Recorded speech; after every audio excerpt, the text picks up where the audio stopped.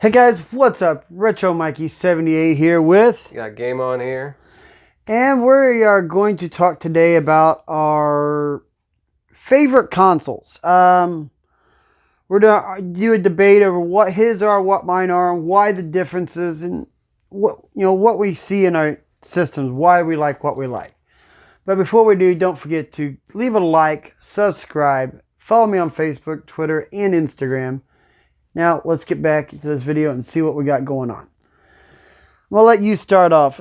We just kind of pick our top 3 consoles. Just throw off one that you really, really like. It would have to be the one that got me back into gaming. So I was an Atari guy. I skipped a generation. So a lot of people, I didn't do the NES because for whatever reason, I was starting to drive and I had got a job. I had to pay for everything. I didn't play the NES. So what got me back into it was once I got a good job after high school and I got some money and I bought a Sega Genesis. And that's what started my rekindling of gaming. So it's always had a special place in my heart.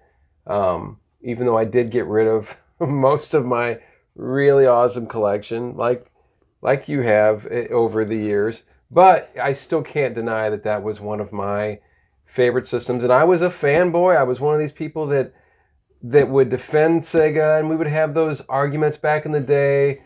I didn't hate Nintendo, but that's kind of where everybody was either on the fence back then. There was a lot of console wars that started back then. And I agree, the Sega was a great, great console, but my past. I grew up, my parents bought me an NES. Right. And the only Sega I ever played was at a friend named David's house. And it was very limited to what I would touch. And mainly what he had? Yeah, mainly growing up, the only things I remember playing on the Sega was Sonic and Mortal Kombat. So besides those 2 games, Sonic was the pack-in. But most people...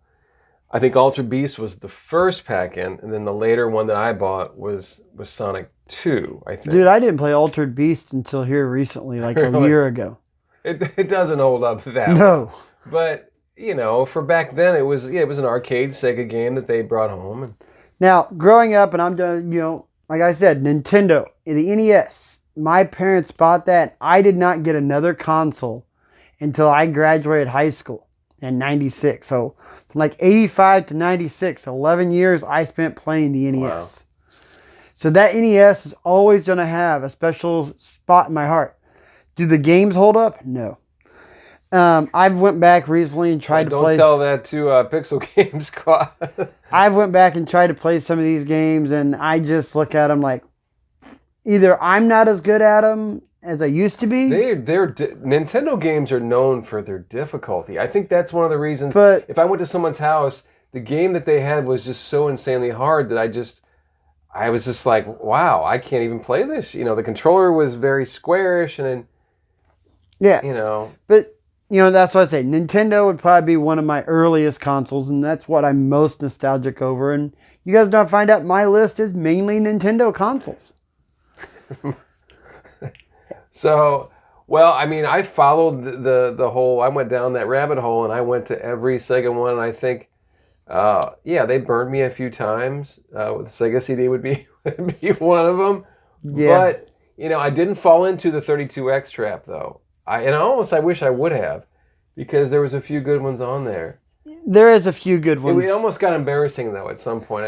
People at my job were just like, are you really going to buy that thing and just stack all that crap? And I'm like, probably not, because it was expensive. I think it was $200. And I'd already dropped enough on this. It was just like they were really getting you. But I stuck with them. And I would have to say the Saturn would be probably my second, most nostalgic, just because of the arcade hits that they had, the fighting games, the Virtua Fighters and the Daytonas. Even though the ports weren't what they could have been and should have been, it was still having that game at home gave me a little tickle, And I honestly, and this, I did skip the Saturn. Well, you owned one at one point? I owned it, but I only had a few of like Yeah. the cheap sports games, so I got rid of them.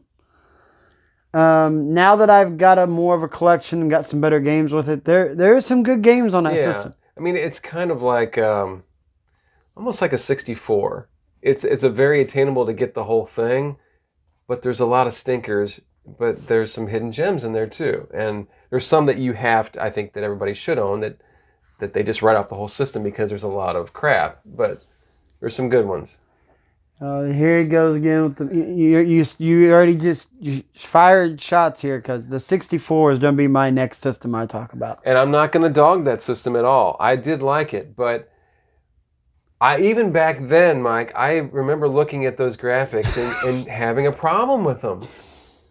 Like, okay, GoldenEye was fun, but I just remember thinking, why is everyone just like, it looked like Minecraft right now. Why has everyone got a big blockhead? I just... That was that generation of consoles. That was when 3D gaming was coming. They used fog to hide every flaw. But again, I do love the games that I have. But I remember just thinking, this should look a little bit better. And the reason that I stuck with the 64 was because of the load times in the other consoles. Yeah. The 64 didn't have the load time, so I was more down to play the 64 than I was because I wasn't used to load times yet. Nowadays, with the modern gaming, you don't play games without any load times. Well, and I mean, Mario 64, you can't really knock that game. No, I know people that hate it. And really? There's a YouTuber out there that has physically said that he does not like Mario 64. Well, I mean, I'm sure the majority of gamers are... It's hard to find a lot of fault with it, and it just... Look where we're at now because of that game. But, I don't know. That console, I loved it, but again, that's why I only have a handful, because I just picked and chose out of the mess. And I loved it so much, that's why I went after it first for a complete collection. Yeah, and a lot of people do. It's because it's very attainable. Now I know you're a big Sega boy and everything. The next console you probably name off will probably be the Dreamcast. Be the Dreamcast, just because it was like what the Saturn should have been. Every game was almost arcade perfect. And I will admit the Dreamcast is an awesome system. I did buy that day one. It's very faulty. That's the problem that I'm having and you're having too. Yeah, you always run into issues, and I think mine degraded because of what I was running a lot of burnt games, and it's just not good on the laser. They're not the right. I was using CD-ROMs instead of what Sega uses were GD-ROMs, and that laser is working a lot harder, and it ends up wearing it down. Then you got to adjust the potentiometer screw, and then if you go too far, there goes your laser. So, and there's other issues too. It's very loud. Yeah, the system is, wow. You turn that on nowadays, you're like, is it going to blow up? I mean, you're listening to it like... Another thing problem that I have with it now I'm finding is a lot of the games are getting disc rot.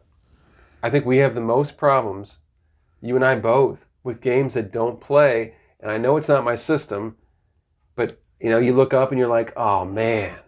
It's a mixture. It's a lot of Sega Dreamcast and Sega CD are both getting disc rot. My Saturn, I don't have never came across a game with disc rot, but for some reason, the Dreamcast is just synonymous lately. I don't even want to buy certain games because I just don't trust the seller or...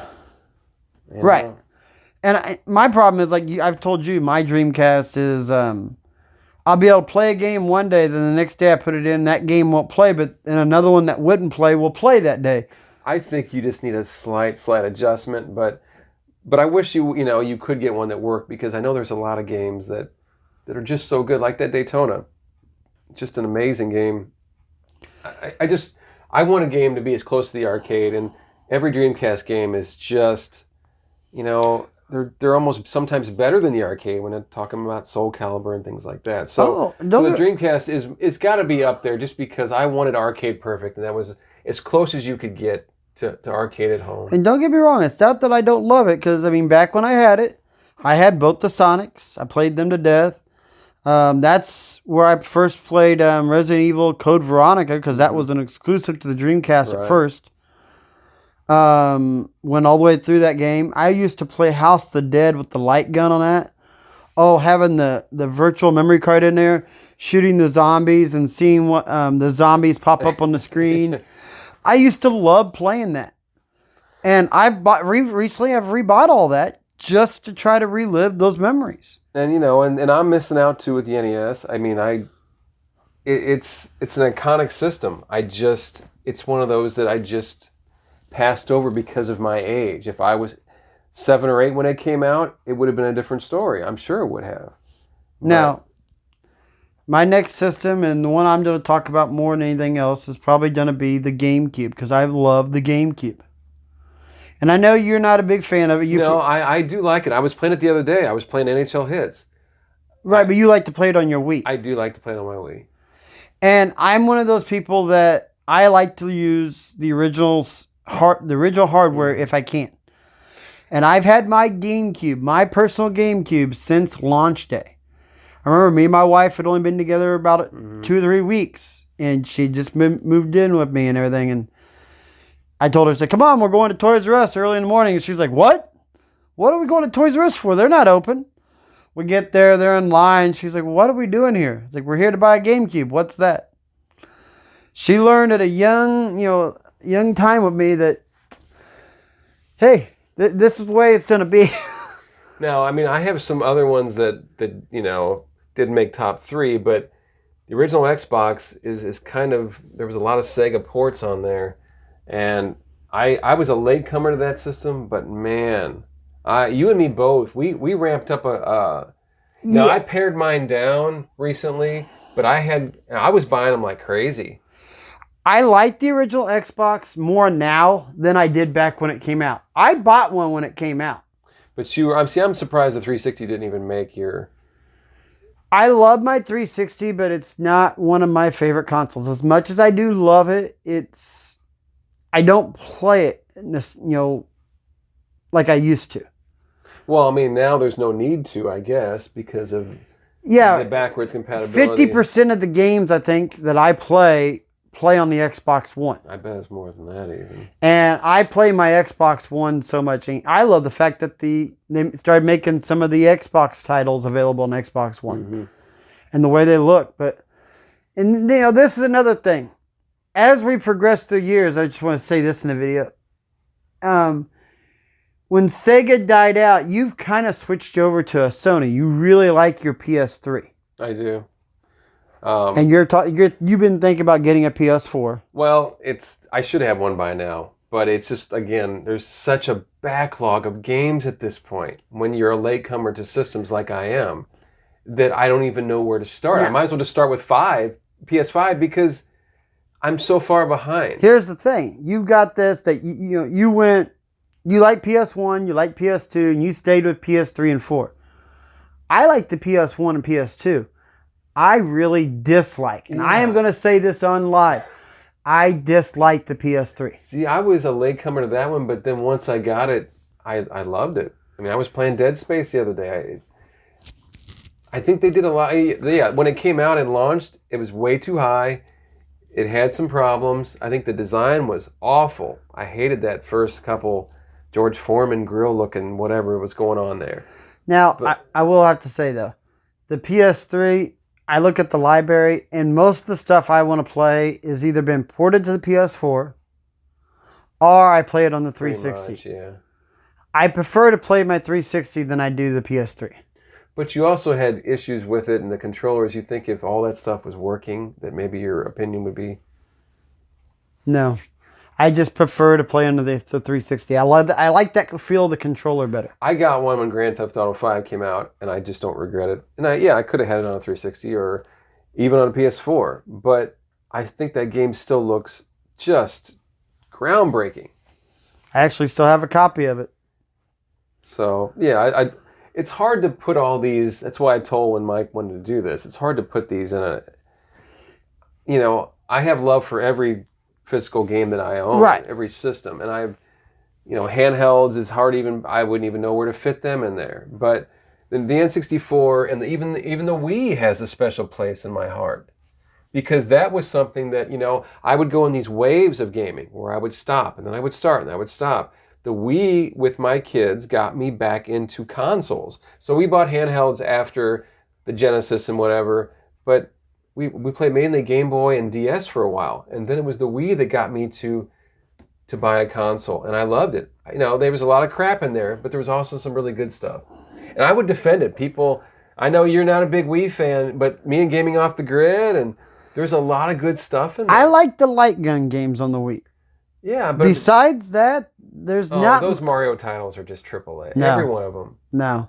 You don't think Super Mario Brothers? No. Mario Kart? No. Mario Galaxy? No. Come on, Mike. No. See, I don't want to have this argument, but those games they're staples. They're just, everybody should have it. Well, it was, with my hand the way it is, I had problems with the nunchuck. I mean, you wouldn't have Mario Galaxy, I guess, if it wasn't for Super Mario 64, but look at Mario Odyssey. It's so close to Galaxy. To me, it was a problem with the controls. I couldn't do it with my hand. I could do it, but I struggled. Mario Kart, the DS is what really got me back into Mario Kart, but it was the Wii one that I would spend 3 a.m. playing that game. Well, the Wii one, I could do that just because all you were doing was just tilt and motion control. Well, but I got really good once I switched to an analog hooked up to the nunchuck. My gaming, kind of like you with a Pro Controller. And using on the Switch this way versus using it with your Pro Controller, you've taken it to a whole other level. That's the way it was with me. I was trying to use that wheel thinking, well, this is the way I'm supposed to play it, or I'm supposed to turn the controller sideways. And then I realized the only way to play that game is to have an analog stick in one hand and a nunchuck. And that's the reason you see my collection, why I have a Pro Controller for the Wii, a Pro Controller for the Wii U. Mm-hmm. I didn't like their controllers they had, so I switched over to those.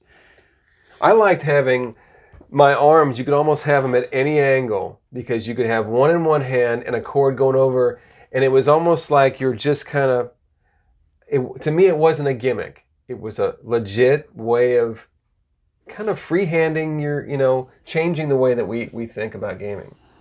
And there was a lot of crap that was in there that used it, and you had to use it really weird, but the ones that did it good, oh my God. I'll never get rid of my Wii. I mean... Oh, I won't get rid of mine. I've got 4 of them in the house. Right, and once you hack them and it turns into an emulation station, it's just like every house should have one. It's weird, you go to somebody's house and they have a Wii and all they got is Wii Sports. That's all they play. And you're like, my God, you are missing out. That's not the only good game on the system. I mean... But yeah, like I said, this is all the video I want to do. Just have a little discussion video.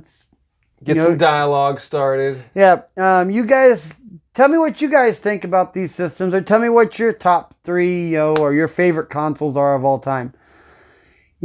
That's what me and Pat want to do. We talk about this probably on a weekly basis, argue over different things. And because of, we come from different, times or whatever, we just have a difference.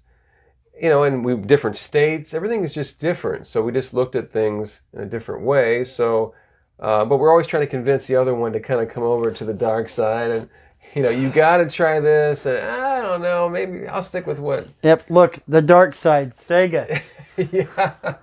He's trying to convince me. And he's done a better job, but I've never been a Sega fanboy. I love my... I think it started in the arcades and it just carried over into the home consoles because I was an arcade guy, and that's what if you wanted arcade games, you bought a Sega. So. And we said in that one video we have, I never did arcades much, so I was a home console person.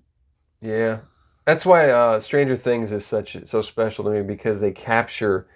That show is like my youth, hanging out at season 2 at the arcade, and everything about it is just like my childhood.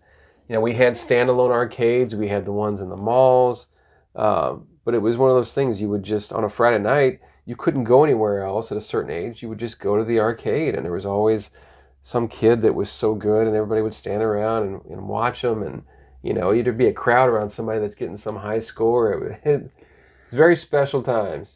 And my only arcade in my hometown was at the local bowling alley, and you'd only have Probably about 7 or 8 or something. no, you'd have one pinball machine and 4 stand-up arcades. Oh wow. So see, I probably didn't rotate them out either, or very rarely. I remember Rampage being there for like 7 or 8 years. So I mean, I don't know how many quarters I put into Rampage, but I remember going through the entire game. Exevius was there, Contra was there, Russian Attack was there.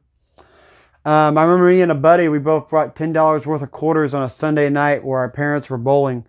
And both of us dumped $10 worth of quarters in to go through the RoboCop arcade machine and beat them up. That's a good game. But that's what I'm saying. I didn't experience that as much as you did. Now, they would change pinball machines out like crazy. I think every time one broke, they just put another one in.